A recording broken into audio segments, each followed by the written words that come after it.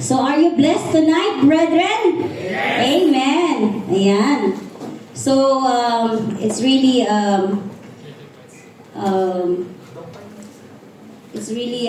good that God is always moving in our lives. Amen? Amen. Sino yung na-bless sa gabing ito? Amen. Amen. So glory to God. So I am happy. I am grateful. I am, my heart is full of gratitude tonight to see our brethren who are not here for a long time. So, Brother Dan, Brother Steve, who else? Other brothers, we're happy to see you again. Amen. So, ano pa na ngayon? Holiday, di ba? Kaya, God is really give us an opportunity to mingle or to fellowship with our brethren. Amen? So, bigyan na natin ng palakpak ang ating Panginoon. Hallelujah. So, tonight, ayan. So tonight, let's all stand. And let's read our scripture tonight from the book of Colossians, chapter 1, verses 21 to 23. And it says, "And although you were previously alienated and hostile in attitude, engaged in evil deeds, yet He has now reconciled you in His body of flesh through death, in order to present you before Him holy and blameless and beyond reproach. If indeed you continue in the faith firmly established and steadfast and not shifting from the hope of the gospel that you have heard, which was proclaimed in all creation under heaven, and of which I, Paul, was made a minister." So let us pray. Let's bow our heads and let us pray. Oh Father God in heaven, Lord God, once again, Lord God, we are thankful, Lord God, for being with us tonight, Lord God. We felt your presence tonight in the midst of us, Panginoon, while singing your praise and worship songs, Lord God. Lord, we glorify your name, Panginoon, dahil napakabuti mo, Panginoon, sa aming buhay, Lord God. You are really faithful and just, Panginoon, sa lahat ng areas ng aming mga buhay, Lord God. Lord, tonight, Lord God, I pray that you will anoint me, Lord God, that I will deliver your very word tonight, Lord God, full of wisdom that comes from you alone, Lord God. Lord, I pray also, Lord God, that you will our brethren will be blessed tonight, Lord God, sa iyong mga salita, Lord God, that they will be mayroon silang take-home, Panginoon, na kung saan, Panginoon, ay gagamitin nila ito, Panginoon, sa kanilang pang-araw-araw na pamuhay, Panginoon. That they will leave these words, Panginoon, with you, Panginoon, Lord God. As they walk in this world, Panginoon, Lord God, in this chaotic world, Panginoon, Lord God, they will use these words as a powerful weapon, Panginoon. Lord, we thank you, Lord God, for the peace of mind, Panginoon. Once more, Panginoon, that we experience with you in this place, Panginoon. Lord, we thank you, Lord God. We give back all the glory and adoration. In Jesus' name we pray. Amen and amen. Amen. So tonight, I will show you some images on the screen, okay? Don't be surprised, no? Parang ako'y medyo, I'm a bit nervous, but I believe that God is working with me. Amen. Okay, so tonight I will show you some images. So please take a look. So when you look at this view, how do you feel? Or screen. Serene. Okay, scenery. Yeah, it's calm, yes. Okay, and next is when you look at the sunset. Awesome, yes. Can you please give one adjective on this? Hope, yes. Okay, next. when you are under the cherry blossom, I think some of you are, yes, you are thinking about the place of Japan or Korea. Those who are Korean drama lover here, Korean dramas lover. So if you are you want to feel the presence of the Korean actors, you will just go under the cherry blossoms, no? And then how about this place? Huh? Boracay. How about our brethren who came from other country? Because in our country, you know, we have lots of this beautiful beaches. Yeah, Dadna. Soon to be like this, right? Amen.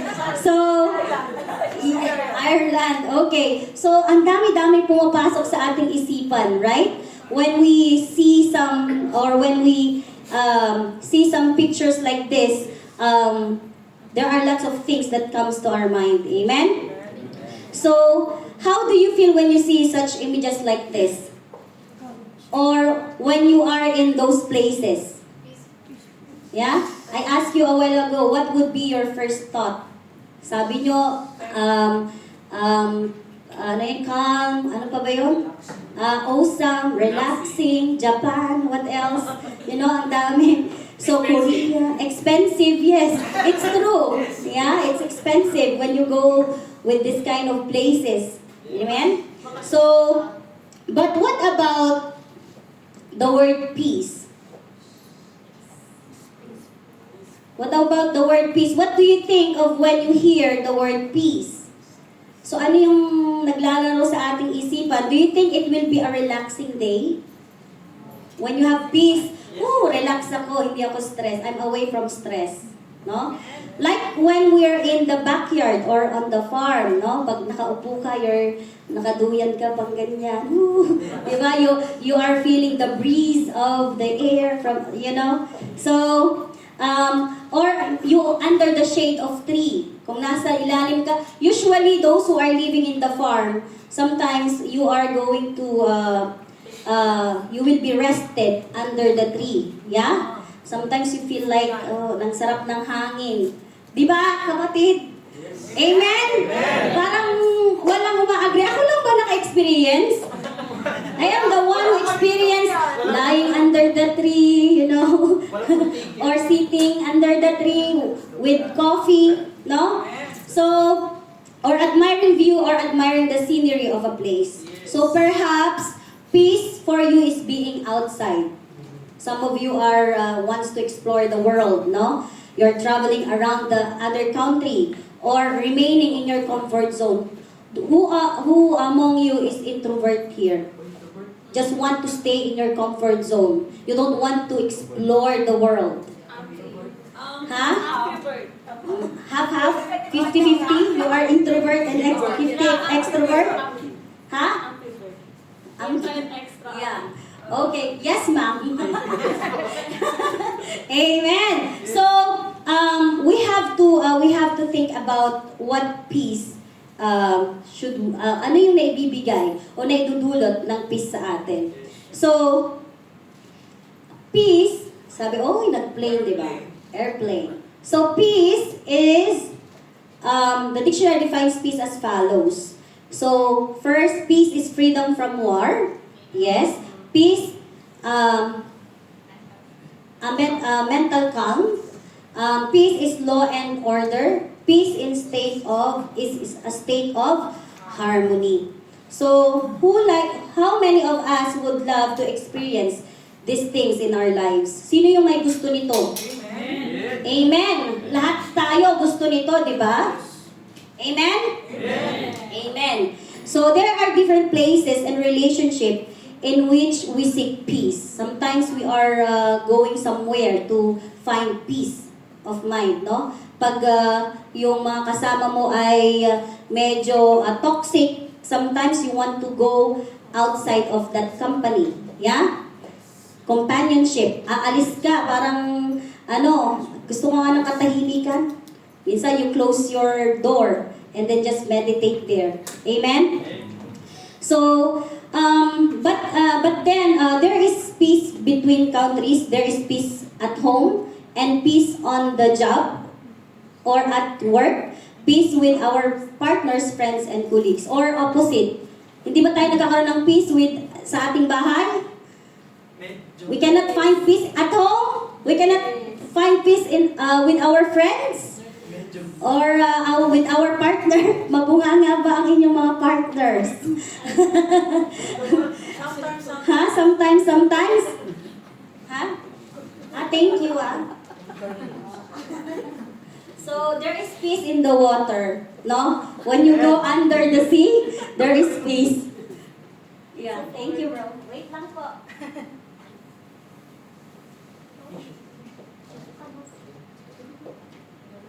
you, bro.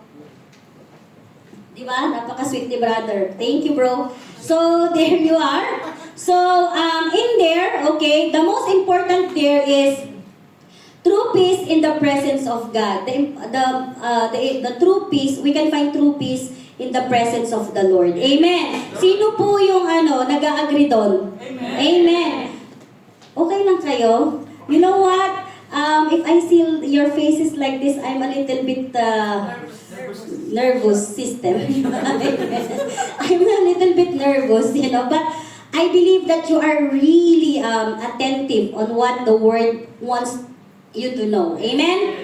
Okay, if we are not in that peaceful relationship with our Creator, brother and sister, we will struggle with experiencing that true peace in other areas of our lives.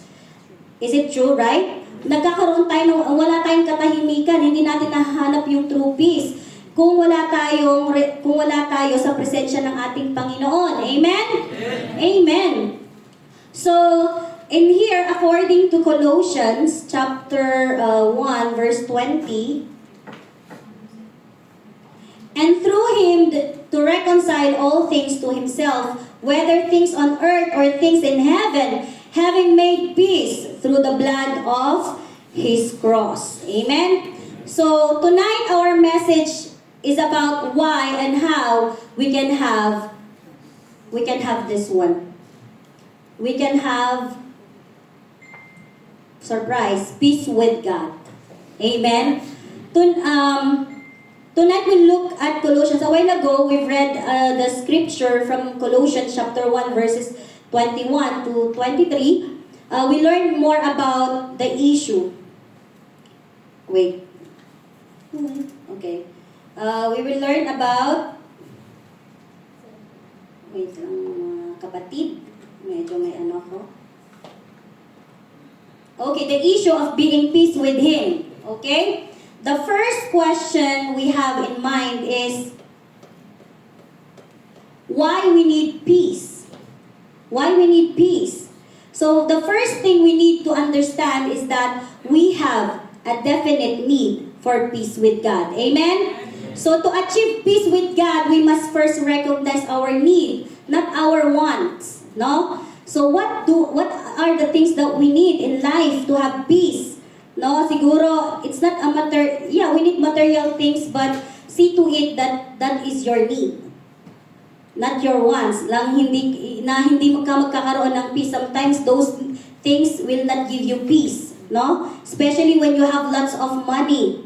No, hindi mo na alam. We don't know where to spend those money. Right? Am I right? Yeah. Bigyan nga natin ang palakpakan ating Panginoon. Parang gusto ko nag-move kayo. I want you to move. Amen. Okay. Hindi na ako yung nag-move. Everyone must move in the Word of God. Amen. Okay. So it's easy to take God for granted because we do not see or speak to Him in the same way that we do to others.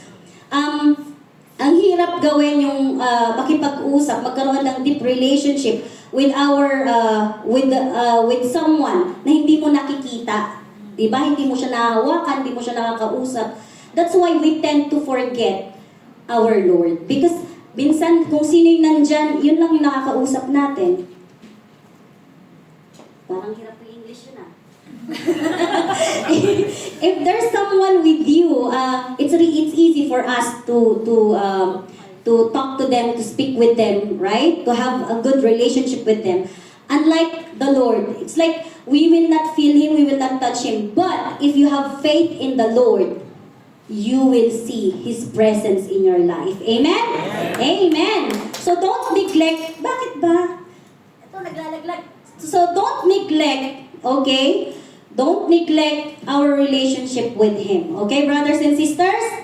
To have peace with God, don't neglect our relationship with Him. Amen? So in our text, we are given 3 reasons as to why we need to be at peace with God. So these 3 reasons are shared with us tonight. So as we look at these 3 words, okay, let's see how we need to be brought back into peace relationship with God.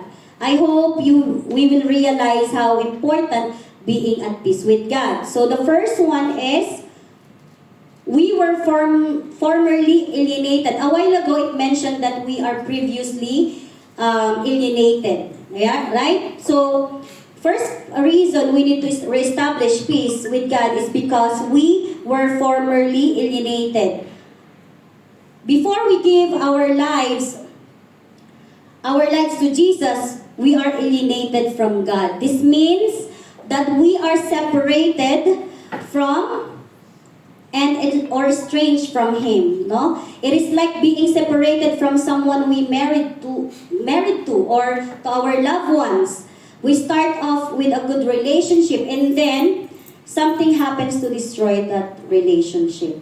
So minsan this world is very chaotic, so lots of temptations to lead you to sin, right? So that this peace in your mind will be distracted by those things, no? So in our relationship with God, our sin is the one we cheat on God with, okay? So in Ephesians chapter, bakit ayaw niya? Okay, in Ephesians chapter 2 verses 1 to 5,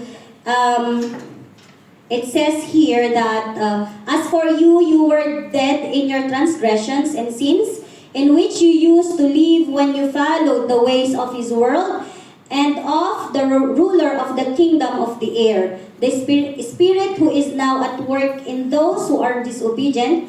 All of us also live among them at one time, gratifying the cravings of our flesh and following its desires and thoughts. Like the rest, we were by nature deserving of wrath, but because of His great love for us, God, who is rich in mercy, made us alive with Christ even when we were dead in transgression. It is by grace you have been saved. So God is really good in our lives. Amen. So the second reason we need to reestablish peace with God is our minds were hostile toward God. Amen. So when we think of this point, how many of us would readily admit that before we came to Christ, that our minds were hostile toward God? Makasalanan tayo. Yeah? So, what this saying is trying to say? That we were strangers to God's ways of thinking, and as a result of that, we lead a life of sin. No? So, do you believe the saying, thoughts lead the actions? Isn't it? Thoughts leads the action. Kung anong naisip mo, yun yung gagawin mo. Yeah? Amen? Oh. Did you experience that? Yes. Yes. So this is hostility can manifest as open rebellion against God, or ways in which we ignore God in our daily lives. So in Romans chapter 8 verses 7 to 8, and it says, because the mindset on the flesh is hostile toward God, for it does not subject itself to the law of God, for it is not even able to do so. And those who are in the flesh cannot please God. So our mind turn us against God. So ito, kailangan nating pangalagaan. We need to take care of our minds. You know, the way we think, the way we act. Amen? Because this thought will goes to your action. Amen. So you know, wrong theology, okay? Okay. The third one.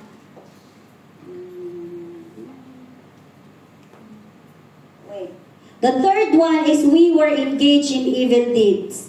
So, the third reason we need to reestablish peace with God is we were engaged in evil deeds. So, this sound harsh, doesn't it? Diba medyo mabigat, no? What are evil deeds? What comes to mind when you think of evil deeds? Sa Romans chapter 1, there are the list of these are the list of some of the extreme form of evil. So these are people, when you read this one, it's too long. Just read it, you know. People having filled with all unrighteousness, wickedness, all the sins, okay? It's in there. So that is, we have to, what is this? These are the evil deeds that we tend to do in this world. Amen? Yes? Yes. Okay. Remember, we have only two kingdoms. What are the two kingdoms? Who knows? Kingdom of what? Kingdom of God and kingdom of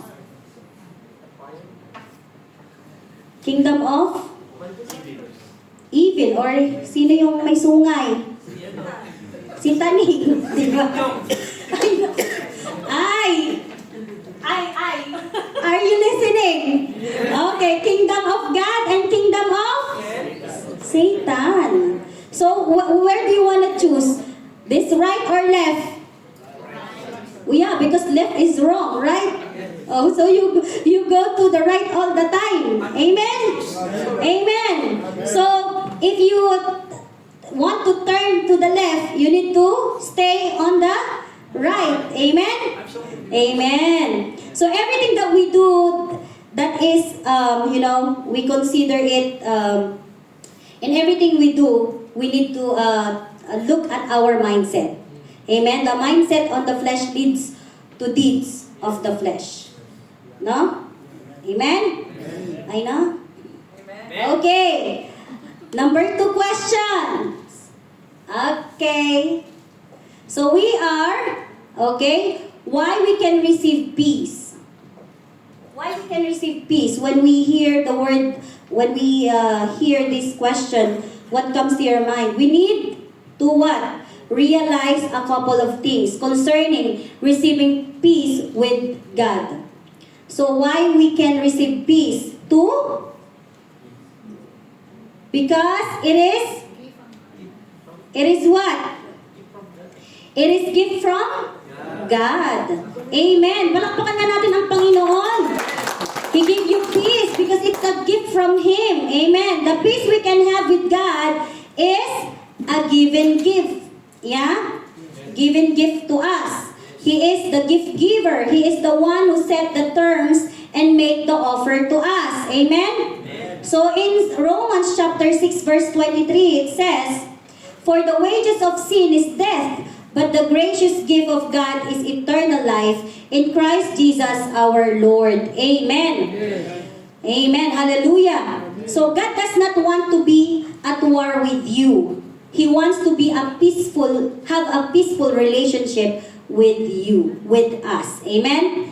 So until you have experienced it, you cannot imagine how good life is when we are right with God. Amen? So we have to keep that relationship with the Lord. Amen? So the second one is that we also need to realize the gift was paid for by the death of Jesus. What are you worrying about? Right? Because God gave you already this gift. Amen? He offered Himself to die on the cross.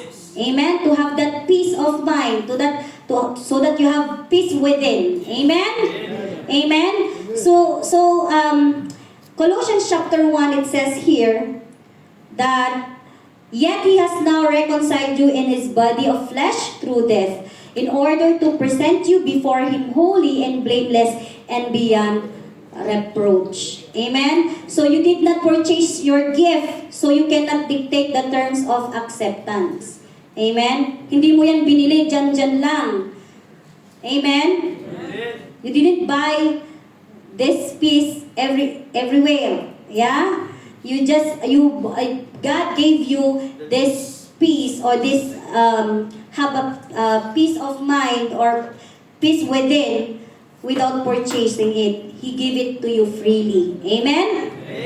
Jesus paid it all for you and for me. Amen? Amen. So next, let's have the third question. How peace with God benefit us? So the third question is, how peace with God benefits us? So you know there are many benefits. There are many benefits. Maraming insurance, no? Maraming assurance to being at peace with God.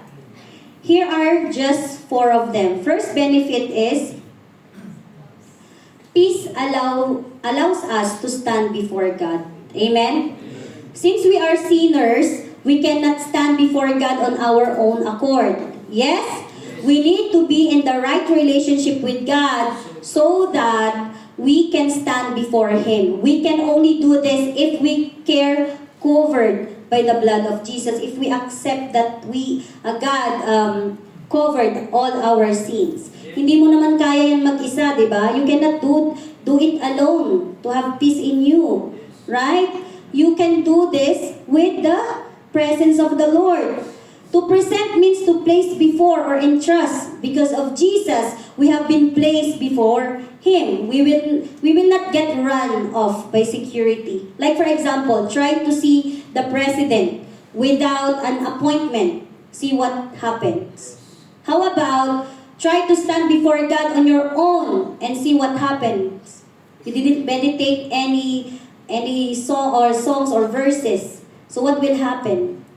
Right? You're having a trouble sharing the wisdom from the Lord. Yes? Amen? Right? So now, we have the second benefit here. And Ephesians chapter 5, verses 27 says, under peace allows us to stand before God, that He might present to Himself the church in all her glory, having no spot or wrinkle or any such thing, but that she would be holy and blameless. This is the husband and wives, right? Na the wife should be blameless, should be pure, no, walang blemish, without blemish. Amen. So here, the second point is, peace with God make us holy. So when you belong to God, you are something special. Wow! Sinong gusto maging special dito? Hindi special na there's something wrong with you. Special special that He will treat you more than you deserve. Amen? Wow! Especially those single ladies and single men here. No, you want to be treated. Even the married couples, you want to be treated like a princess, like a prince. Wow! Ako daw ay nagpipresent si tita today with my funds. Amen? Amen? Okay, so now, we will go with the,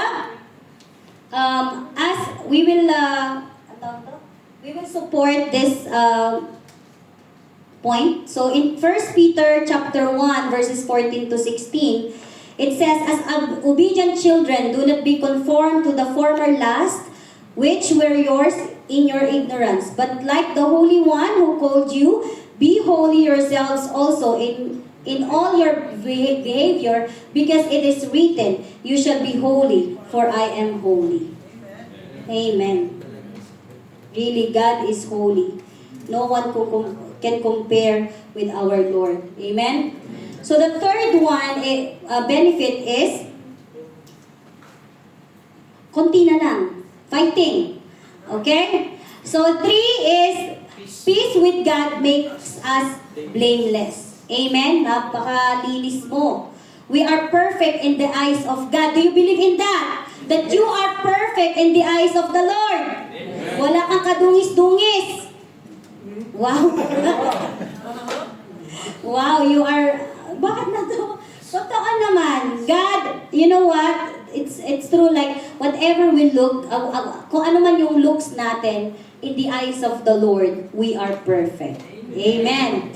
God's grace takes up the slack for us. God sees us through the blood of Jesus. Blameless means that accusation just roll of us.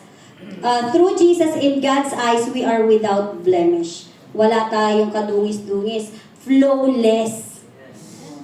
Amen?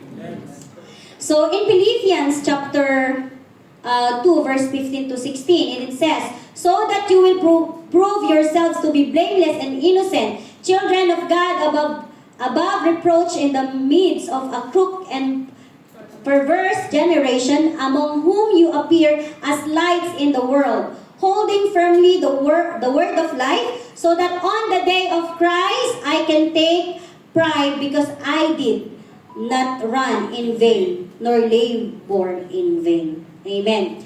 So the fourth one is, peace with God make us beyond reproach. Okay? So beyond reproach goes beyond blameless. No? It means not only that we are without blemish, but also that no one can bring a charge against us. So Satan, Taning, the accuser of the brethren, cannot make a charge stick against those whom Christ has reconciled. If you're reconciled, all the things that you've done if you done wrong, and you confess it with the Lord, you reconciled it with the Lord, it will be vanished. Amen? Amen. Yes, it will remove. In Romans chapter 8, verse 33, it says, who will bring charges against God's elect? God is the one who justifies. So God will be the one to justify you. Amen? Amen. So now, let's proceed to our fourth question. So this is how we are to maintain peace, how we will maintain the peace that within us. So, most every gift needs to be maintained. Even yourselves, even our health, we need to maintain it. But we have to maintain the peace that God gave to us. Amen? So, how we will maintain that? Being in a peaceful relationship with God. Yes? Here are 3 things we need to do in order to maintain peace with God. First is, we are to continue in our faith. Amen? To continue means to abide in. Yeah? If we want to stay in a peaceful relationship with God, we cannot forsake our faith. We will never forsake our faith. No matter what happens in our lives, we will never forsake our faith in the Lord. Kahit gaano ka ka-busy, kahit gaano ka-hectic ang schedule mo, kahit gaano siguro kahirap, but always maintain or continue your faith with the Lord. Amen? Amen. And then we are never given vacations from God. Hindi yung porket nagpunta ka ng iba, you file for a vacation, then you will go to the Philippines. Oh, relax ako ngayon, wala akong gagawin. Yeah? So, you will tend to forget the ministry. But you can do it while you are out of the country or even you are everywhere, no? Magagawa mong i-maintain yung faith mo kay Lord. Amen? Amen. In John 8, chapter 8, verse 31, it says, so Jesus was saying to those Jews who had believed Him, if you continue in my word, then you are truly my disciples. So wherever you go, continue to be a disciple of the Lord. Amen? Amen. Amen. Who wants to be a disciple of the Lord? Amen. Amen. So don't forget this one, brothers and sisters, so that you will maintain that peace within you. Amen? Amen. That gift from the Lord. Amen. Amen. So now, let's go with the second point in this question. So, we are to remain established and steadfast in our faith. Okay? So, here, we need to remain established and steadfast in our faith. We need to grow in Christ. Right? And know why we believe what we believe. Dapat alam mo kung anong pinapaniwalaan mo, di ba? Hindi yung, kilala ko si Lord, ganun lang. Hindi mo na dinedepensahan yung paniniwala mo. Right? It's really hard to, I try to translate it in English. We need to defend our faith with the Lord. Amen? Don't just neglect you just believe and then without action. You have to, what? You have to defend. You have to do something to defend that belief that you have in you. Tama? Am I right, brothers and sisters? Amen. Na-justify ko. Amen. Okay. So in there, we need to stand firm in our faith. We cannot fall under pressure all the time.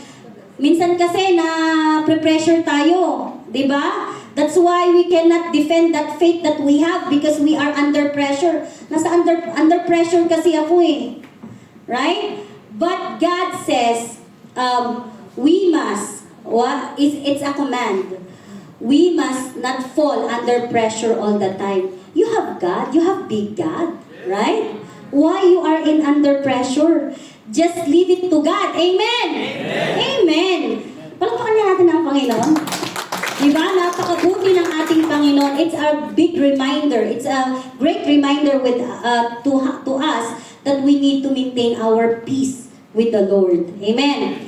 So, instead of falling away, instead of running away, you must, what? Surrender it all to the Lord. Amen? Huwag kang kabahan, kung natatakot ka, i-conquer mo yung takot na yun. You need to conquer your fears. Right? Brothers and sisters? Yeah. Amen. If you are having a stage fright, if you have, takot ka na parang you don't have anything to eat tomorrow. What else? Our worries and our fears. How about my future? Ay, wala pa akong, I don't have any partner yet. So, don't go under pressure because God will give you peace and He will give you that right time. Amen. Praise the Lord. Amen. Next is, we are to cling on the hope of the gospel. Amen. What are you clinging?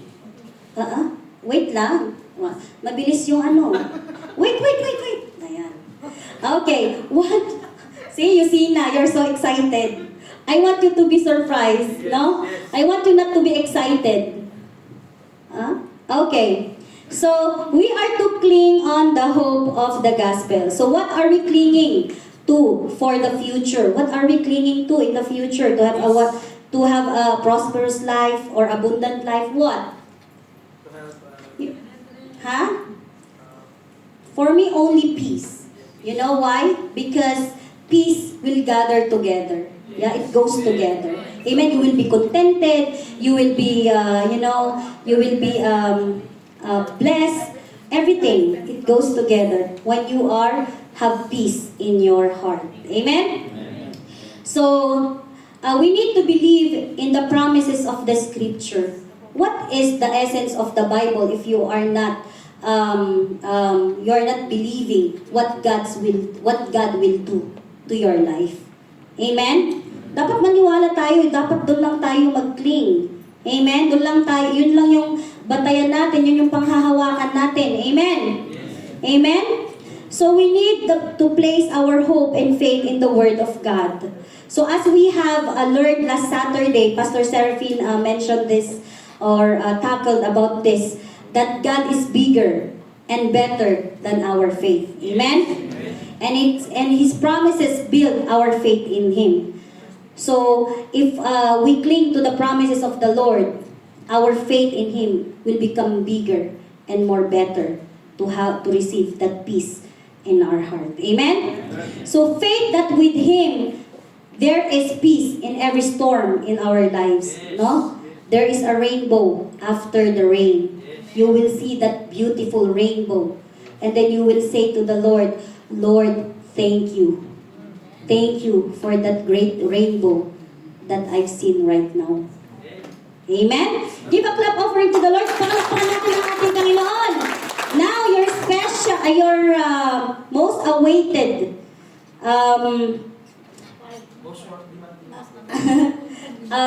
phase, no? The conclusion, no? We will just review, we will just sum up or wrap up the 4 key questions on how and why and how to experience peace with God. So first one is why we need peace. It is because we were formerly alienated. Our minds were hostile toward God. We were engaged in evil deeds. The second question is why we can receive peace. It is a gift from God. That's why we receive peace. We receive peace because it gift was paid for by the death of Jesus.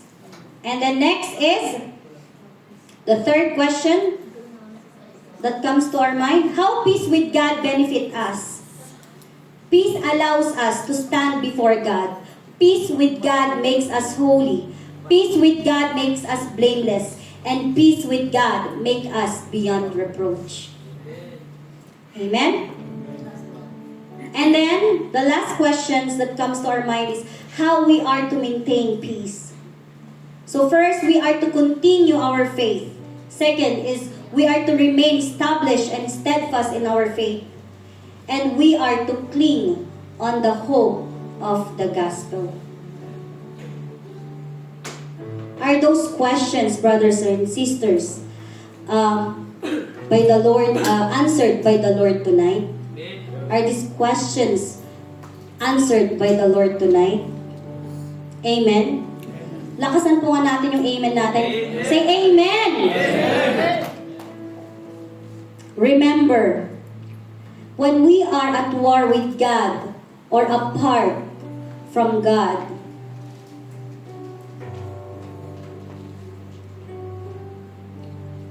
it will affect every other area in our lives in a bad way.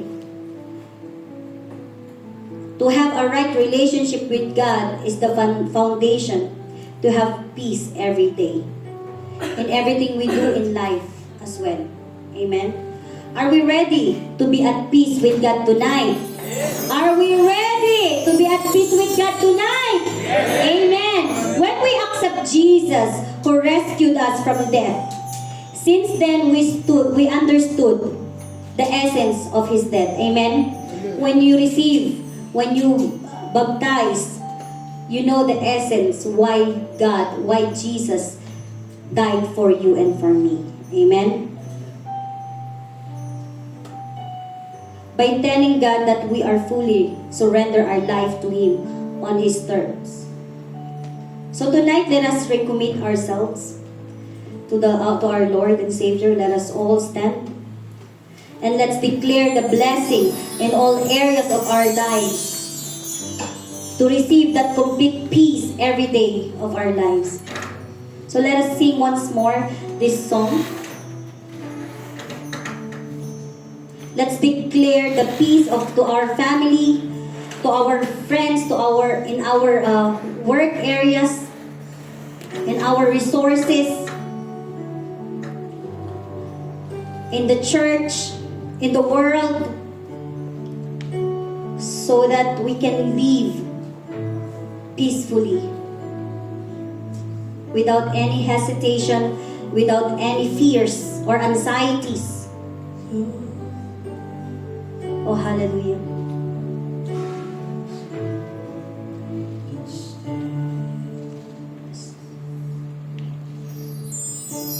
Lord bless you and keep you.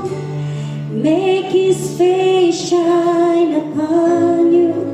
Be gracious to you.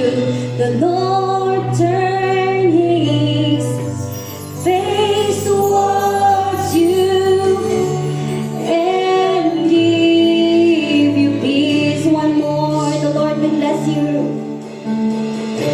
The Lord bless you and keep you.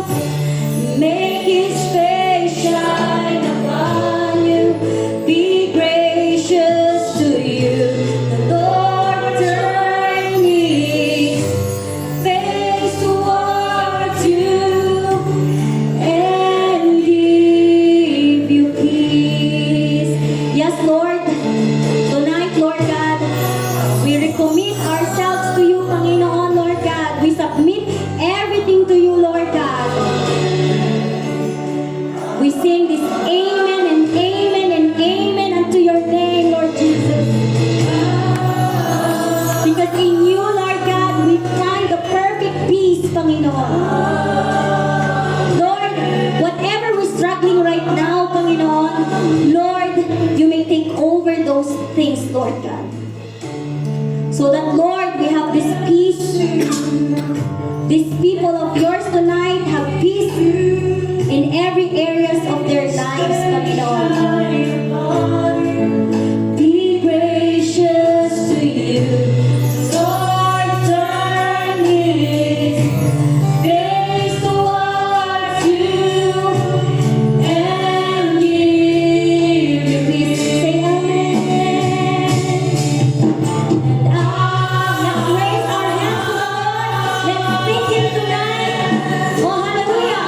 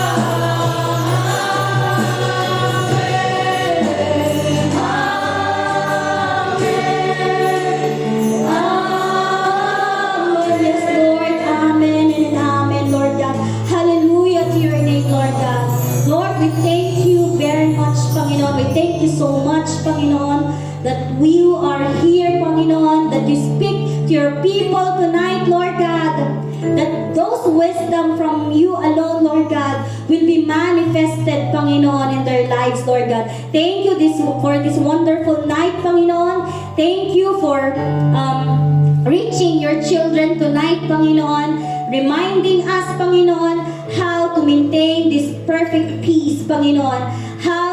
Why we need that peace, Panginoon, sa aming buhay, Panginoon, Lord God. Lord, we thank you so much, Panginoon. Lord, walang katumbas, Panginoon, ang ginawa mo sa buhay namin, Panginoon. No one compares to you, Panginoon. And Lord, you deserve all this glory, Panginoon, this honor, because you are the King of Kings and the Lord of Lords. You are the Alpha, the Omega, and the beginning and the end. Hallelujah. Lord, we thank you so much, Panginoon, for being your mouthpiece tonight, Panginoon. And gawa, Panginoon, Lord God, those words will inculcate in our minds, in our in our heart, Panginoon.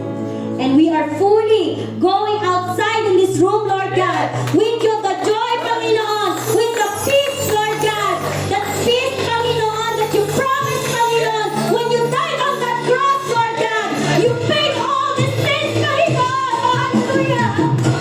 Oh, hallelujah, Lord God. We thank you, Lord God. Lord, we're sorry, Panginoon. We never forget that we have been God. Oh, hallelujah.